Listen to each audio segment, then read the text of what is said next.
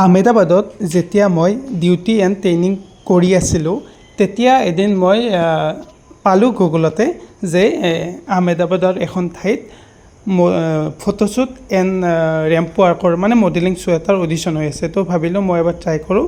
তো ডিউটি কৰি আছিলোঁ, ফ্লাইটখন দেখিলে কি ধুনীয়া। আৰু এইটো হ'ল ATC টাৱাৰ। ATC টাৱাৰ মানে কি আপোনালোকে চাই ল'ব ফুল ফৰ্মটো। ATC টাৱাৰৰ সেইখিনি ঠাইখিনি সঁচাই বহুত ধুনীয়া হয়। মই সেইকাৰণে এবাৰ এটা ক্লিপ লৈ আপোনালোকক দেখুৱালোঁ। ম'ম' খাব আহিলোঁ, ইয়াতে নন ভেজ নাপায়, ভেজ ম'ম' হয়। 60 ৰুপিজ লৈছিল নেকি, মই পাহৰিলোঁ, 50 নে 60 লৈছিল। তো ডিউটিৰ মাজতে এনেকৈয়ে যাব ওলালোঁ অডিশ্যনটোলৈকে বুলি ডিউটি শেষ কৰি। তো বাছ ষ্টেণ্ডলৈকে গৈ আছোঁ, আহি পালোঁ এয়াৰপৰ্টত থকা বাছ ষ্টেণ্ডলৈকে বুলি। ইয়াতে পাৰ ৰাইড 50 ৰুপিজ লয়। এনেকৈ টিকট কাটি উঠি দিলোঁ, গৈ আছোঁ শিৱালিক শিল্প বুলি এটা মললৈকে।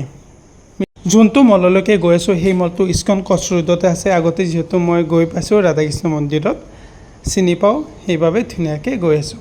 এয়া চাওক সবৰমতী ৰিভাৰ, তাৰে ওপৰৰ ব্ৰিজখনেৰে গৈ আছোঁ। আৰু এৰিয়াটো চাওক অভাৰব্ৰিজৰ তলৰ। ভাল লগাৰ বাবে এটা ক্লিপ আপোনালোকক দেখুৱালোঁ।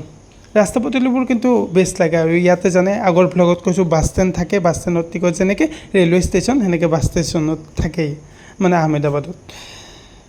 তাৰপিছত আহি পেলোঁ ইস্কন কচ ৰোড, ফাইনেলি নামিলোঁ।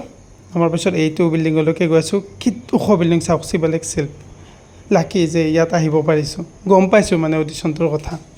অভাৰব্ৰিজৰ তলৰ পৰিৱেশ এবাৰ দেখুৱাই দিলোঁ। আৰু ইফালে ইয়াৰ পৰা আহিলোঁ, এইটো বিল্ডিঙলৈকে গৈ আছোঁ। বিল্ডিংটো চাওকচোন, আপোনালোকে শিৱালিক শিল্প বুলি মাৰিলে আহিয়ে যাব। বহুত তল বিল্ডিং হয়। তো এনেকৈ ছিকিউৰিটি সুধিলোঁ মোৰ মানে ক'ত আছে এজেঞ্চিটো। সেই এজেঞ্চি মতে মোক ছিকিউৰিটি কোৱা মতে গৈ আছোঁ, লিফ্টত যাব লাগিব। তো ফাইনেলি আহি পালোঁ এজেঞ্চিটোলৈকে বুলি, য'ত মানে মোৰ অডিশ্যন হ'ব। তো অডিশ্যন দি ফাইনেলি নেক্সট ডে গৈ আছোঁ আকৌ ডিউটিলৈকে বুলি এয়াৰপৰ্টত।